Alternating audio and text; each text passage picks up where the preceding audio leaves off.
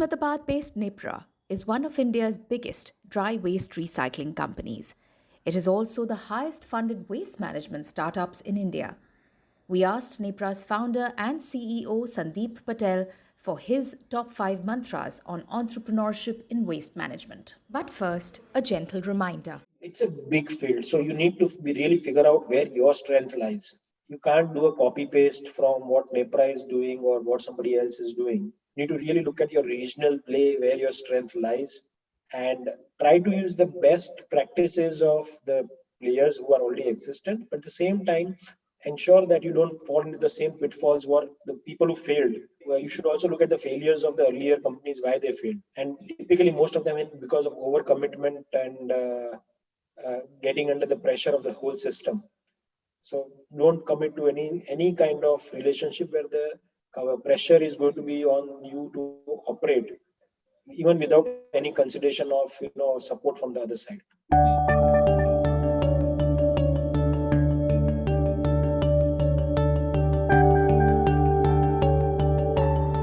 Trying to figure out whom and what relationships you create with a recycler or in the value chain, and also work with, because when we started, people were very skeptical to work with us because they thought कि ये सब कुछ सीख के चले जाएंगे. And there was a time when we literally did everything which people feared, but we were telling them even before we did this कि अगर आप हमारे साथ काम नहीं करोगे तो हमको एक मजबूरन करना पड़ेगा. A lot of people thought that the way these guys are doing business, they will not be in the market after 6 months. And then I think everything started. The unorganized sector used to come and meet us saying, Sandeep, we would want to work with you. And I used to tell them, you see, everybody is welcome because you can't have the whole market share in this business. But what are you good at? You define and you start working and we will support you. And we have a lot of people from those days who are still doing business with us, and the business for them also has grown substantially. It's taking along the people in the journey. So it's your suppliers, your buyers, your employees, even a lot of collection vehicles who are working with us. They were actually workers who were working at our place. They bought one vehicle, then they bought two vehicles, then they have drivers working for them. It's the first right of refusal has to be from the people who really supported you internally or as a supplier. It needs to be profitable. You need to figure out where you will sell the material, what the costs are going to be. So I'm learning this little bit late in my career, but I've learned that. Now waste also needs to be profitable, that where the money is going to really come from.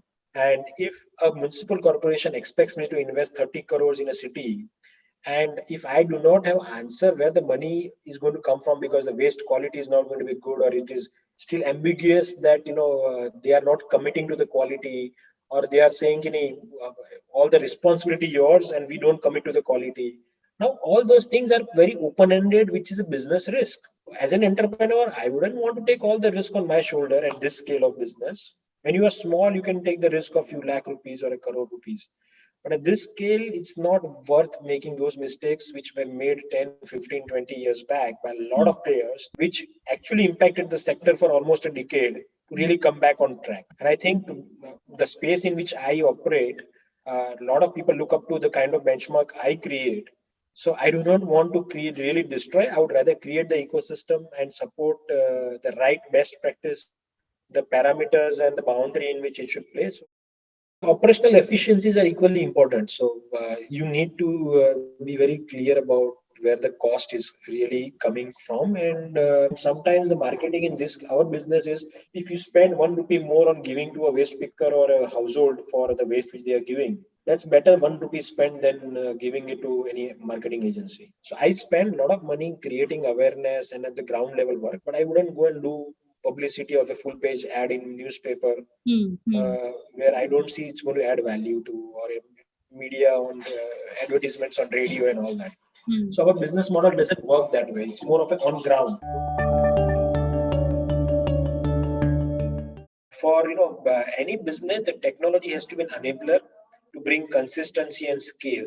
That's how I look at technology. So from the day one of my operations, we have been building this internal ERP's kind of whole process management software, which it has evolved a lot. That all our mistakes we made during the whole journey, we constantly did business process re-engineering about why we failed, how do we control it, how do we share the information, or how do we process the information in certain way so the decisions we take in the execution of the work is correct.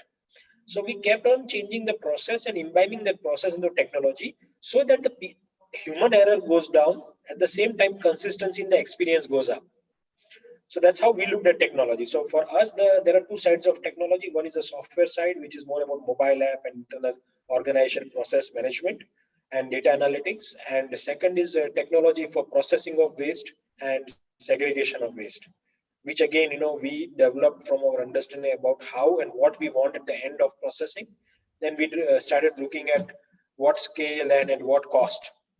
So we burned a lot of money even for machinery and infrastructure to really experience and evolve from those learnings. So if you can afford even a little bit more by spending on that technology, you should do it today. Because if you don't do it, your operational burn would anyway be higher.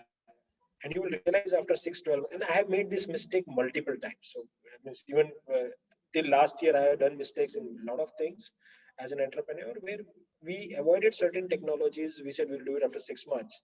And we realized within 6 months, if we had installed in those technologies, we would have recovered that money within 4 months. So that's how, at the scale, those challenges really pop up. And we realize this kind of decisions really impact the business big time.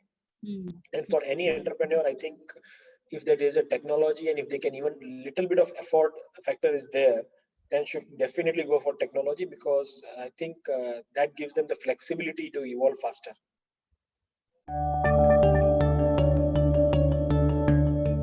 My mantra is you should say no when you have to say no.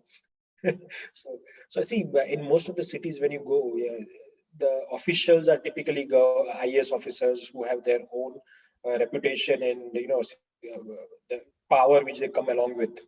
So sometimes they do assert you to say, "Ki boss, you need to manage this in this particular way, and you have to do it within 5 days, or you have to do the project within this time frame." And if you cannot, you should say no. You never say come out from the meeting and say yes and come out. So I've been very vocal in initial days itself, saying, I can't do this because I know this is going to fail. So there are a lot of initial projects which would come our way and saying, "Acha, aap ye kar do, public mein awareness kar do, isse ye ho jayega, wo ho jayega."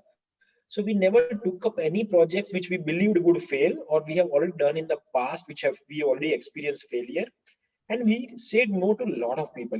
Okay, so there was a phase in my career where a lot of expectation after Swachh Bharat started. Everybody wanted to do everything to showcase, for marks and everything. So they would come and say, "Ye karo, wo karo," and I would say, "Boss, I don't do any projects of 1 month, 2 month. I don't want to do anything which is not going to be sustainable." And I learned to say no. Secondly, as an organization, if we have said we will do it, so no matter if we lose money or we make money, we do it. So that was something which we have always stood for, and I think both the things have really worked well for us. Where if we have said it, we will do it, we'll do it. But there have been situations till the last moment we have said yes, but when we see there is a change in certain criterias or requirement or expectation, we do walk away saying we will not do it. So but as we are expanding, we are seeing cities saying yes initially, then saying yeah, this will be a factor which will evolve or might be a little bit open-ended and all, and we are sticking to our ground saying if this is open-ended, it's not possible for us to commit what you are expecting on the quality of service and all. So most important part is I would rather do the whole business on my own the way I started the business, because our business was independent of municipal corporation. Okay, so we have designed the model in such a way that we are independent of municipal corporation. But because of Swachh Bharat ranking, smart cities and all, and the rules which came in, it is mandatory for having a player like us to really support the ecosystem. We are good at what we do, but at the same time now we are very particular about what we are going to agree to and what we are not going to agree to. We don't want to cross those boundaries and say yes to anything.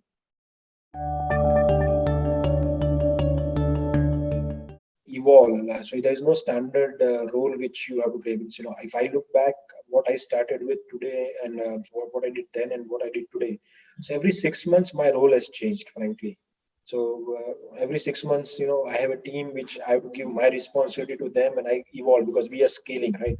So you have to let go and trust people in the journey about saying that they can do the same or equal job what you are doing. No doubt it's never the same. The entrepreneurship spirit, wants you to do best.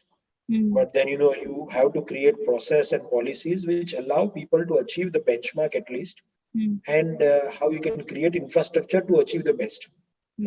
You need to let go. Letting go is something which you will also have to learn, not hold on to either failures or power, or I think responsibilities as well. You need to let go responsibilities sometimes to take the larger ones.